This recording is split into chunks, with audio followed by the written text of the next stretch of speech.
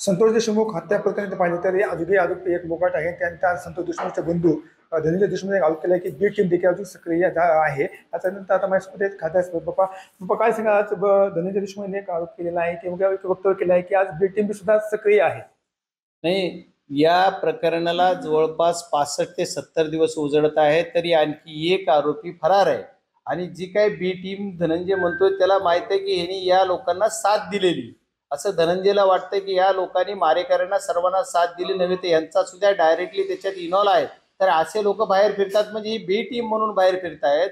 तरी पण हे म्हणजे हे सगळे जे पुरावे ते नष्ट करण्यासाठी बाहेर फिरतायत. तरी यांच्यावर आणखी कुठला खुनाचा गुन्हा किंवा कुठला काही एखादा गुन्हा दाखल झाला नाही. साधे साधे विषय, जर एखादा 307 झाला, जर एखाद्याला एखाद्या ठिकाणी सोडलं तर तो 7-7, 8-8 महिने जेलमध्ये आहे. आणि यांनी तर डायरेक्ट आरोपी पळून जायला त्या डॉक्टरला मदत केली. ही जी कोण कोण टीम आहे ही आणखी याच्यात आहे, तरी सुद्धा यांच्यावर साधं चौकशी सुद्धा केली जात नाही. याचा अर्थ त्याच्या मनात खतखत वाटती. आणि ही त्याचं म्हणणं एकदम करेक्ट आहे.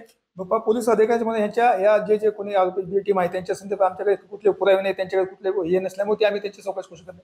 नाही, असं पोलीस यंत्रणेने कुठं सांगितलंय मला माहित नाही. पण त्यांच्याकडे पुरावे नाहीत असं नाही. मग तो कुठल्या आधारावर गाडीचे ज्या डॉक्टरनी गाडी डॉक्टर दाम्पत्याने याच्यावर न्यूज दिली, पोलीसचं स्टेटमेंट आहे, त्यांनी असं असं पळून जायला परवानगी केली. मग पळून जायला संबंधितांना साथ दिली असं जर आहे, तर पळून जायला ते सोबत होते, पळून द्यायला सोबत होते. यांचे कॉल डिटेल बघा, हे कुठं कुठे गेले बघा, हे कुठल्या कुठल्या ठिकाणी गेले, त्यांचे ठिकाणं काय, ज्या दिवशी कुठल्या कोणत्या गाडीच्या मागेही होते, हे आरोपी पळून जाणार कुठं होते. तर मग यांचे कॉल डिटेल निघाले तर 100% सापडणारच आहेत ना. ह्यांच्यावर कसं सापडत नाही, म्हणजे याचा अर्थ कुणाचं प्रेशर करते ते सुद्धा महत्वाचा विषय. यंत्रणेने हे तपासलं पाहिजेच आणि यंत्रणेने यांच्यावर गुन्हा दाखल केला पाहिजे. हे जेवढे तुम्हाला मीडियाला दिसतेत ना, 29 नोव्हेंबरच्या कॅसेटमध्ये सगळेजण एकत्र दिसत आहेत, मग यांच्यावर सुद्धा कारवाई झाली पाहिजे.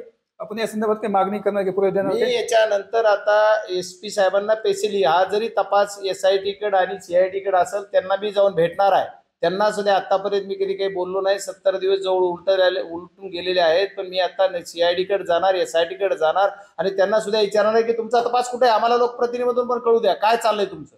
की ठीक आहे, तुम्ही तपासाचा भाग म्हणून तुमची गुप्तता आम्हाला नका सांगू, पण ज्या ह्या ग्रुप हे काय होत नाहीत त्याच्यासाठी मी जे लागेल ते रेकॉर्ड देणार आहे, जे लागतील ते पुरावे पण देणार आहे.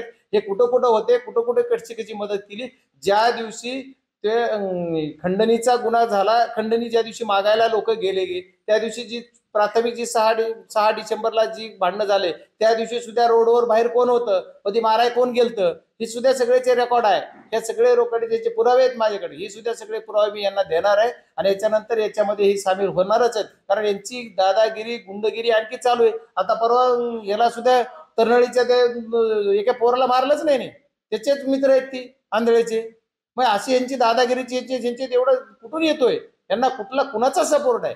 आणि हे कुठल्या जातीचे धर्माचे नाही, ही एक प्रवृत्ती आहे. आणि ही प्रवृत्ती संपवायचं काम बीड जिल्ह्यातल्या सर्वांची जिम्मेदारी, लोकप्रतिनिधी असेल, जनता असेल, त्या दृष्टीने सर्वांना साथ दिली पाहिजे. आणि पोलीस यंत्रणेने सुद्धा नीतिमत्तेनं काम केलं पाहिजे. SP साहेबांनी सुद्धा ह्या गोष्टीकडे बारकाईने लक्ष दिलं पाहिजे. आणि SP साहेबांचं ठीक आहे, SIT कडे गेले म्हणून चालणार नाही. SP हे प्रमुख आहेत आज पोलीस यंत्रणेचे, त्यांच्या जिल्ह्यामधल्या प्रत्येक गोष्टीकडे त्यांचं बारकाईने लक्ष पाहिजे.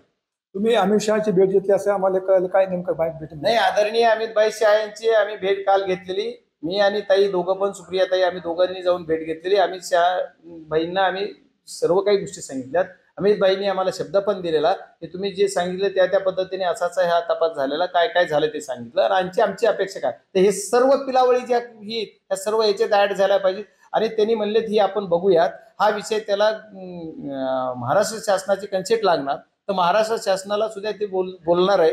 महाराष्ट्र शासनाला ते बोलून घेणार आहे. ते नाही झालं तर मग त्यांनी NOC दिली, NOC तिच्याकडून घेऊन CID 100% CBI याच्यात एंटर करायचं त्यांचा पूर्ण शब्द त्यांनी दिलेला आहे. एकदा मुख्यमंत्र्यांशी बोलून घेतो बोलले. बाप्पा काल एक बैठक झाली राष्ट्रवादी पक्षाची, त्यामध्ये धनंजय मुंडेला जाणीवपूर्वक टार्गेट केलं जात असं बोलतात.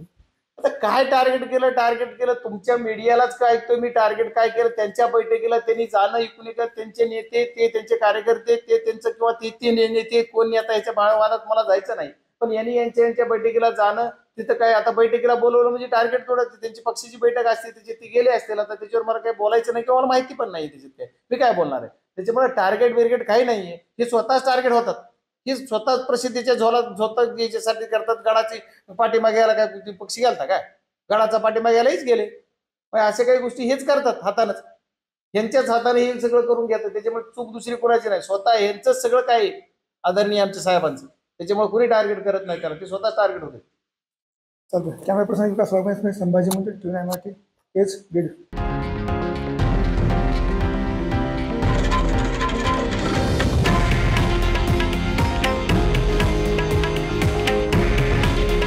हे आहे देशातील नंबर 1 न्यूज नेटवर्क आणि आपण पाहत आहात TV9 मराठी.